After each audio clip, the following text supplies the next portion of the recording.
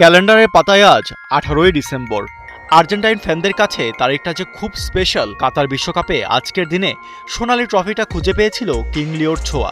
ফ্রান্সের বিপক্ষে এক রুদ্ধশ্বাস লড়াইয়ে 36 বছরের অপেক্ষার ইতি ঘটেছিল এই দিনে।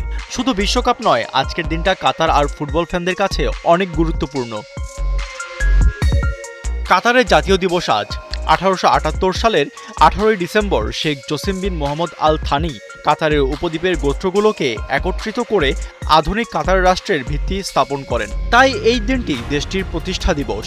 এই দিনটিকে আরও স্মরণীয় করে রাখতে প্রতি বছর কাতার স্পেশাল কিছু করে থাকে। এরই ধারাবাহিকতায় এবার ফিফা আরব কাপ 2025-এর ফাইনাল অনুষ্ঠিত হচ্ছে। শিরোপার লড়াইয়ে জর্ডানের প্রতিপক্ষ আশরাফ হাকিমির মরক্কো।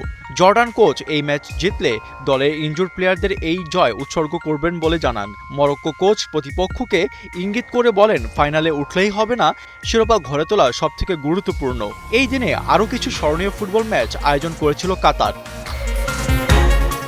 2021 সালের ফিফা আরব কাপ ফাইনাল তিউনিসিয়াকে 2-0 গোলে হারিয়ে ইতিহাস গড়েছিল আলজেরিয়া। 9 বছর পর এই টুর্নামেন্ট মাঠে গড়িয়েছিল। 2022 বিশ্বকাপের আগে এটি ছিল গুরুত্বপূর্ণ একটি টুর্নামেন্ট। তাছাড়া ফিফার অধীনে প্রথম আরব কাপ ছিল এটি। এর 1 বছর পর এই দিনে বিশ্বকাপ ঘরে তোলে আর্জেন্টিনা।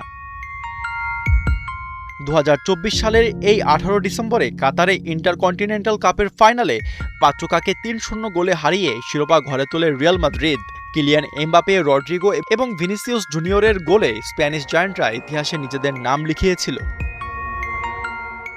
ফুটবল বিশেষজ্ঞরা মনে করেন 18 ডিসেম্বর কাতারের জন্য শুধু জাতীয় দিবস নয়, এটি আন্তর্জাতিক ফুটবলের জন্য একটি গুরুত্বপূর্ণ স্মরণীয় দিন হয়ে উঠেছে।